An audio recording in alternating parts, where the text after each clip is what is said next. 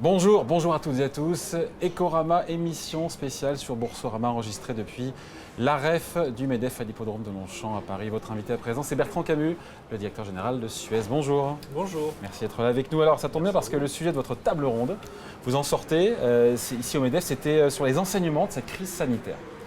S'il y avait un truc à retenir, moi je me suis aussi posé la question, c'est une question que j'ai posée à beaucoup de dirigeants. Vous en pensez quoi? Je lance ça dans le débat, mais cette grande fragilité, cette vulnérabilité de nos sociétés, quand un choc comme ça, inattendu, en tout cas qu'on n'a pas vu venir, se produit, c'est pas quelque chose qui vous a marqué ça aussi?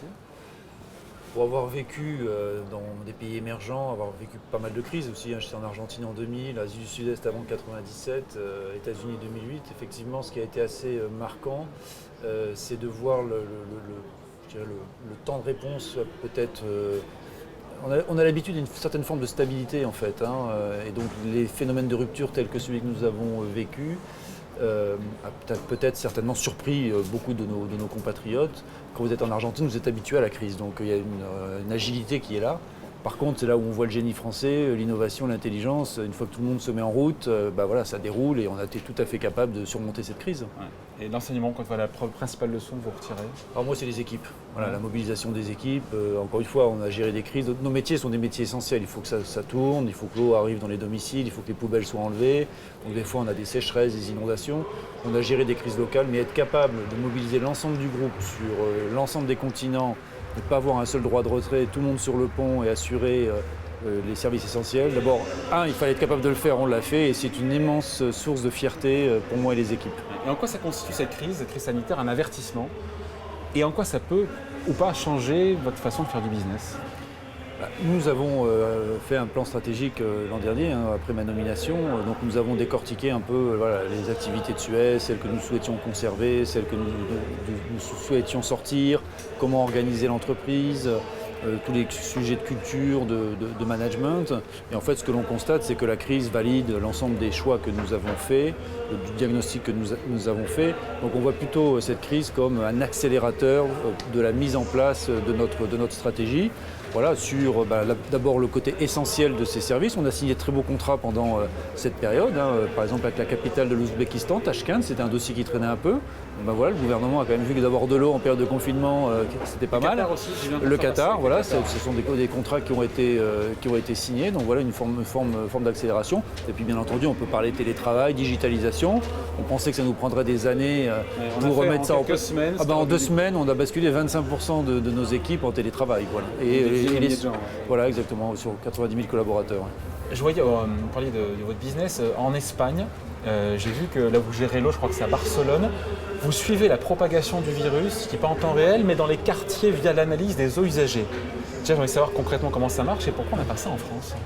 Alors, les usines de traitement des eaux usées, telles qu'elles sont conçues aujourd'hui, n'arrêtent pas le virus. Les usines d'eau potable, oui, donc il n'y a aucun risque à boire l'eau du robinet. Il y a des barrières de traitement qui éliminent tous les virus, celui-ci, celui de la grippe et tout. Au niveau des eaux usées, les traitements n'existent pas. Alors ça, c'est un sujet de réflexion pour l'avenir, parce que par exemple, la Suisse les met en place. On pourra peut-être revenir dessus, et c'est pour ça qu'on peut se baigner dans le Rhin et qu'on ne peut pas encore se baigner dans la Seine. Et donc, vous retrouvez des traces de virus dans les eaux usées. Et donc, les équipes ont travaillé sur des méthodes de détection pour pouvoir quantifier la présence du virus. Alors, c'est un peu chercher une aiguille dans une botte de foin. Vous avez des traces d'ARN, et donc il y a tout un protocole pour ne pas avoir de faux négatifs, à être capable de trouver. Et à partir de là, on a fait des corrélations mathématiques entre la concentration en virus sur la base des échantillons que nous avions stockés et le pic de l'épidémie mesuré par les hospitalisations. On a vu une très forte corrélation et donc il y a un réseau Sentinelle qui a été mis en place de façon à pouvoir détecter la présence de la circulation du virus au travers de ces mesures. Donc là on est en Espagne. En France on n'a pas ça. Alors c'est encore, on est en preuve de concept avec le ministère de la Recherche et on devrait conclure fin août et voilà, nous poussons pour que ce soit mis en place dans l'ensemble des collectivités françaises assez rapidement. Ouais. Alors, on ne s'en rend pas compte parce qu'on a enlevé notre masque, mais tout le monde a le masque autour de nous. Le port du masque sera obligatoire en entreprise à compter du 1er septembre. On a eu le président du MEDEF qui a demandé au gouvernement de laisser de la souplesse aux entreprises pour s'organiser et pour organiser le port du masque. Vous en pensez quoi? Il a raison? Il faut être très pragmatique sur ces questions. Donc nous avons mis en place l'ensemble des protocoles sanitaires pour pouvoir assurer la protection de nos salariés, gestes barrières, désinfectants, limiter le nombre de personnes qui sont au même endroit au même moment, recours aux tests de façon massive dès le mois de mai, dès que c'était disponible, donc ça on l'a fait. Et effectivement sur le masque, on avait plutôt une approche relativement flexible dans les derniers mois en disant voilà, quand on est en salle de réunion suffisamment éloigné, on peut enlever le masque. Je pense que là on est plutôt parti pour resserrer un peu les protocoles en disant tout le monde a le masque. Quand on est seul dans son bureau, là éventuellement ça passe. Ça passe. Dès qu'on est en salle de réunion là, et qu'on circule dans les couloirs, on met son masque. Voilà. Ouais. Il y a un sondage qui est sorti, sondage CAPA, qui montre que 26% des Français disent qu'ils vont refuser de porter le masque sur leur lieu de travail. Qu'est-ce que vous ferez si ça arrive chez Suez? Chez nous prendrons des mesures parce que je pense que c'est une réaction un petit peu égoïste. C'est pas seulement pour soi, il faut penser aux autres, au personnel soignant.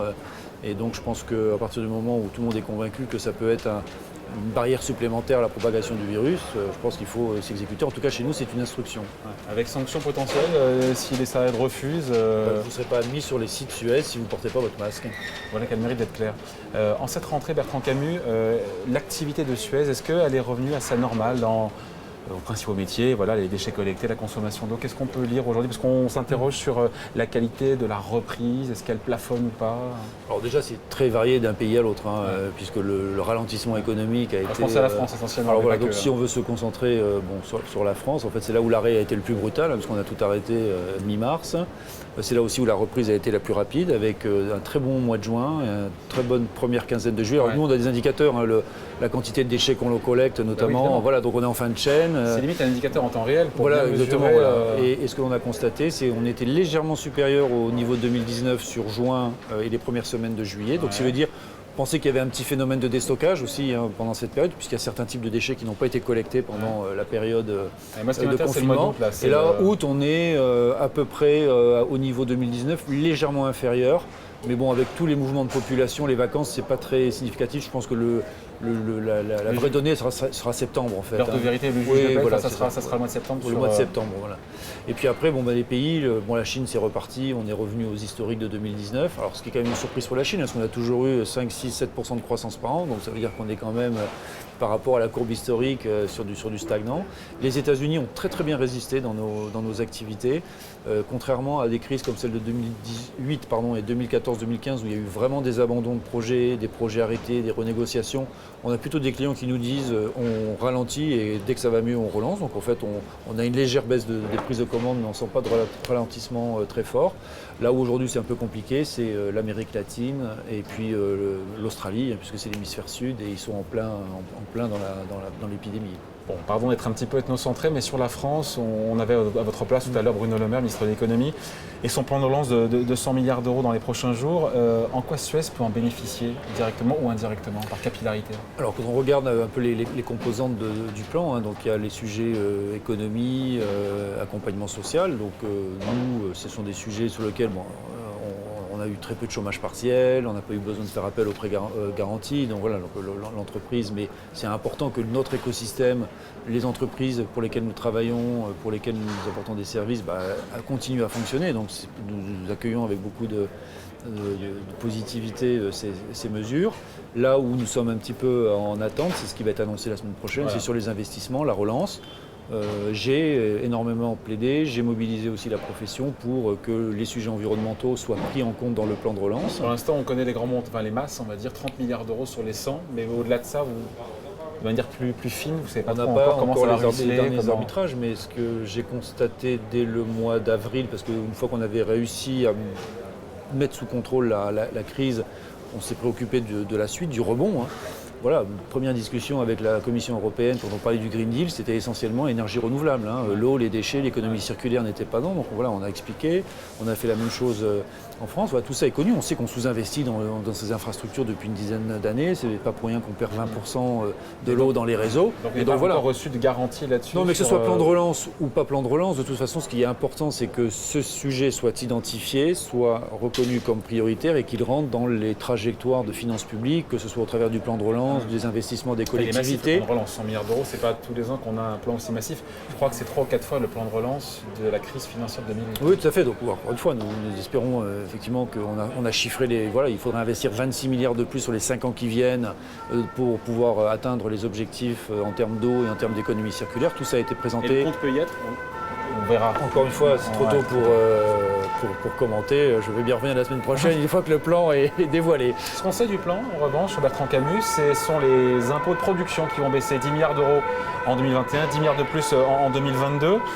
En quoi ça va pousser Suez, ou d'autres, je pense à Suez, mais en quoi ça poussera les entreprises à embaucher plus, à investir plus, à relocaliser C'est une particularité française, les impôts de production, qui sont des impôts qui sont sur le chiffre d'affaires très souvent ou sur des actifs et pas sur la valeur ajoutée, et donc qui nous pénalisaient en tant qu'entreprise par rapport à la concurrence mondiale qui est toujours là. Donc nous, c'est un peu différent parce qu'on est dans des métiers régulés avec les collectivités sur les contrats municipaux, que ce soit dans l'eau ou dans le déchet. Vis-à-vis des industries, ce sont des contrats de service, donc tout ça est pris en compte dans nos prix et il n'y a pas de distorsion. Ce sont des métiers très locaux, donc il n'y a pas de distorsion de concurrence sur ces sujets-là. Mais encore une fois, pour l'ensemble de l'écosystème industriel, c'est une très bonne décision, parce que ça va permettre de gagner en compétitivité par rapport à la concurrence internationale. Ouais. Est-ce qu'il faut, il y a ce débat qui a un petit peu émergé, est-ce qu'il faut exiger ou demander des contreparties aux entreprises justement qui vont bénéficier de baisse d'impôts de production, du plan de relance? Vous comprenez que certains demandent, disent voilà, dans l'autre sens, quel est leur envoi d'ascenseur? Alors, sur ce sujet, moi je suis vraiment un adepte de la confiance, de la responsabilisation, mais à partir du moment où c'est de l'argent public qui est mobilisé pour soutenir des filières industrielles, pour soutenir des entreprises, ça me paraîtrait tout à fait normal d'avoir des engagements, du donnant-donnant, sur des grands sujets qui peuvent être effectivement les questions de l'emploi, qui sont fondamentales.